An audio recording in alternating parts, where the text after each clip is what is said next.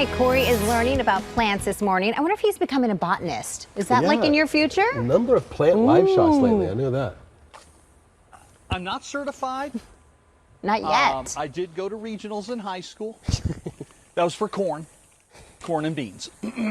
But Tony Kosowski is with us, and Tony is a dang expert. Tonygrowsfood is how he describes himself in his role. Good to see you, friend. You too. Yeah, thanks for getting up early for us. I know you've been up since 4, as all farmers are. But we're talking today about the kinds of food, not just plants or decorative things, but the kinds of food you can grow here in Arizona. There's a real satisfaction with growing your own and putting it on your own table. So what are we looking at today? Absolutely. Well, today it's just after August 15th, which for the Maricopa Master Gardeners says it's time to start all your fall and winter crops. So what you really want to do with a lot of these is kind of get them started in a container. And I've got a couple examples from an old egg carton here to a pizza cup from Peter Piper, and basically we've got you're like NASCAR. You want to get your sponsors in. I don't think Peter Piper's sponsoring the Gardener, but they probably, I don't know, call me.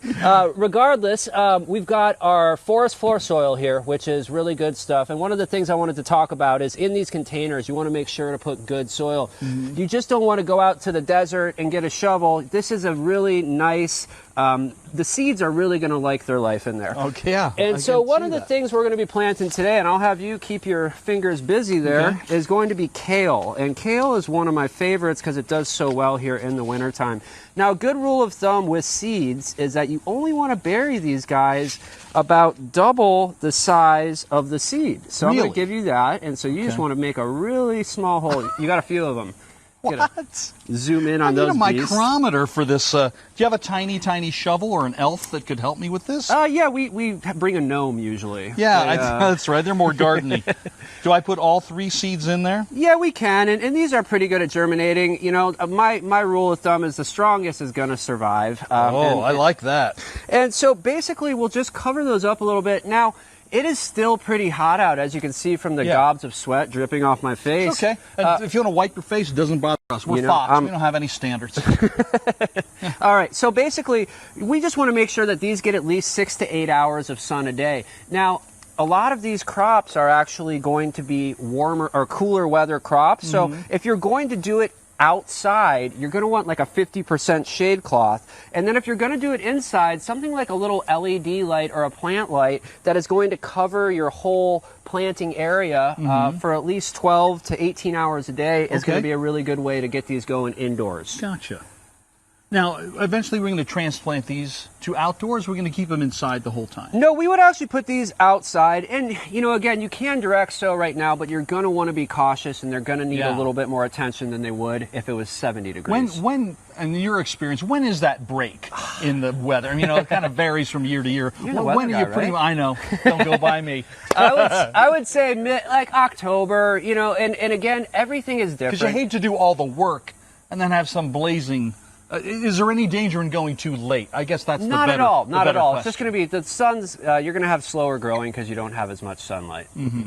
So, but you know, and again, you can direct sow, but this is a good way to start and really ensure that you're going to have nice, good plants through these hot months of September. And this is a great way to get your kids involved in the rest of their lives when it comes to growing their own. Definitely a good skill, I think we all should know. Yeah, all right. Next time we get together, Tony and I will be talking about, well, a little bit more about the kinds of food you can actually grow. We're talking about kale, but you can't live on kale. Am I right, Tony? I don't think fully. No, a kale-based diet. Pomegranates behind impossible to sustain. Look at those things coming off that tree. That's crazy. These are pomegranates. Oh, there's pears. This looks like the Disney Corporation came along and put some pomegranates up here. It's amazing. Nice work, by the way. Yeah, isn't that good stuff? It's beautiful. I won't. You've got, okay, so they got pomegranates. Who knew pears grew here in Arizona? My goodness. I know. They really have it all. I've got my kale seeds in here. Tony, Japan doesn't have the corner on cherry trees, right?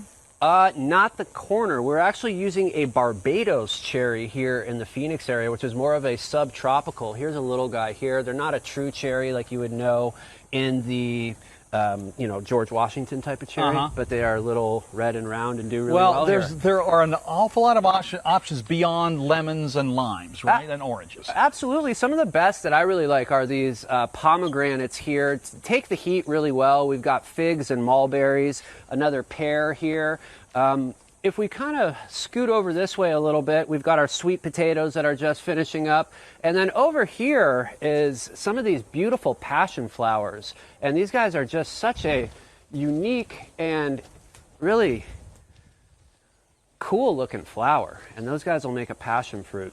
You know, and some of the things that we are going to be planting right now are going to be all your brassicas, your cabbage, your cauliflower, your broccoli. We got about 45 seconds left. Okay, so what we're going to do is actually take some of these little collard greens here, and we are going to make our little holes in this egg. And as you said before, they don't need to be terribly deep. No. About twice as deep as the circumference of the seed, right? Correct. And then, so what we're also going to be wanting to make sure is that these stay moist, but not wet. You don't want to really let them dry out, but you don't want them to be dripping with water. And all of your tips, your website? Normalgardens.com, or on Instagram, Tonygrowsfood. I love it. And anybody can do this at home, am I right? Get your kids involved, and you can get yourself a backyard that is not just lush and beautiful, but tasty as and well. Healthy. And healthy too. Oh, we've still got 30 seconds. Oh, you're going to plant these fava beans, I think, what? Right? Yeah. Look at the size of the fava bean seed. And so fava beans are actually really good for our, so these ones we actually want to go directly in the bed, but that's a good opportunity for education. This is how we learn, Tony. Totally. All right, 10 seconds to go. Once more on your website. Normalgardens.com and Tonygrowsfood on Instagram. You got it. Fava beans for everybody. Yes.